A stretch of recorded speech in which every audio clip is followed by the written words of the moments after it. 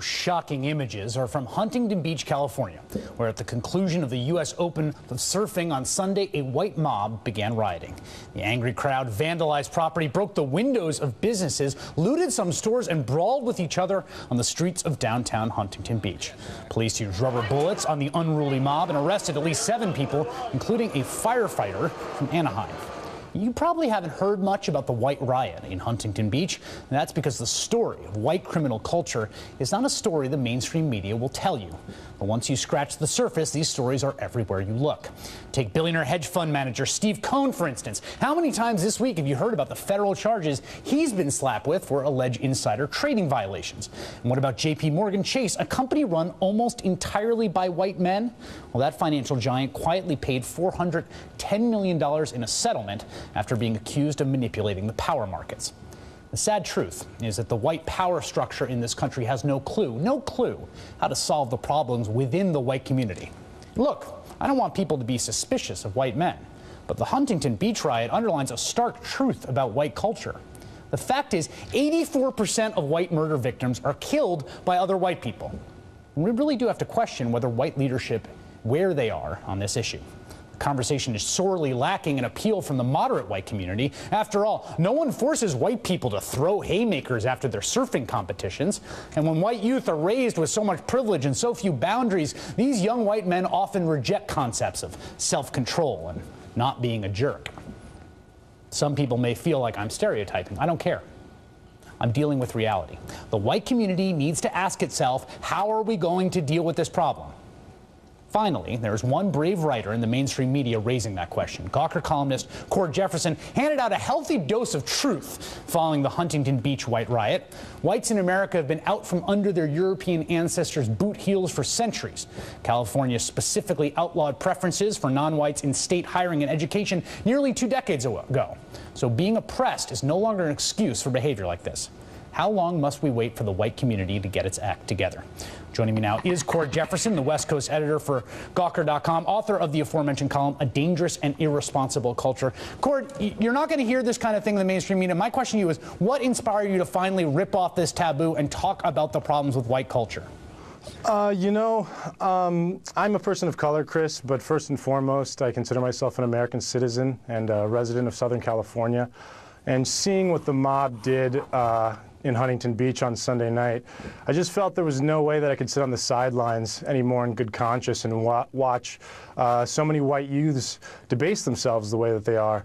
And so I think that sometimes people have to stick their necks out. I don't want to use the word martyr, but I guess I'm kind of a martyr on this front. You know, there are people that are going to tell you that it's just a few bad apples. If you look at the video, you can't say this whole group, this has nothing to do with white people. It's just a few bad apples. What do you say to that?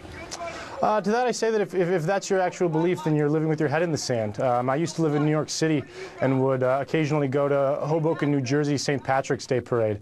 And there were so many young white men there, vomiting in the streets, urinating in the streets, getting in fist fights in the streets. It was a sight to be seen. I've seen it myself. There's college dorms you can go to. Every other room, there's a bong. There are people talking about how much they enjoy drugs, a drug culture that people and white elders don't say anything about it. They kind of they wink and they nod. You're looking at, they're learning, and the thing is that these young people are learning this kind of behavior in lacrosse camps. They're learning this kind of behavior at college spring break. They're learning this kind of behavior at Ivy League fraternities where drug use and binge drinking are normalized behaviors.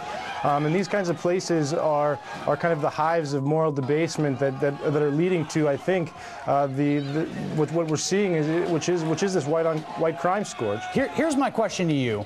People are going to say, this is someone who has a personal problem with white people. Do you have a personal problem with white people? Is this animus?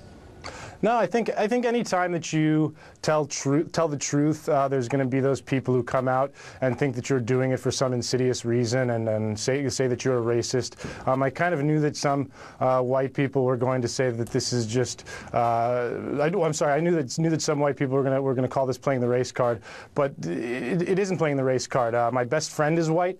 My mother is actually white. My prom date in high school was a white woman. She was very white, actually. She she used to ride horses and do that whole thing. So obviously very deep. I have very deep roots in the white community. This isn't hatred for whites. This is just tough love, and I felt it was time that somebody told the truth to these people. It's a hard conversation, but it's one we need to have. And I'm glad we're having it. And my question to you, Cord, is what is it going to take to get the white power structure, prominent whites, Hillary Clinton, Joe Biden, to start speaking out on this kind of thing, to start talking about the St. Patty's Day parades, to start talking about the drug culture on campuses, to start to even just take the first step and condemn the Huntington Beach riots?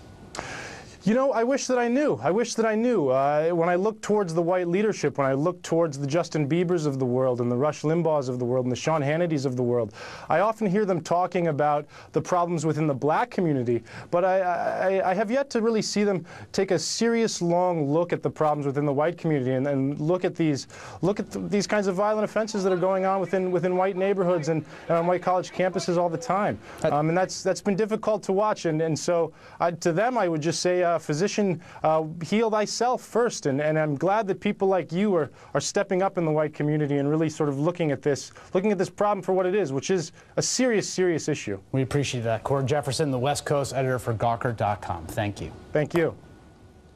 If you watched that segment and thought that's an absolutely ridiculous premise and an absolutely terrible way to talk about millions of people who share nothing except their general broad pigmentation, you are correct.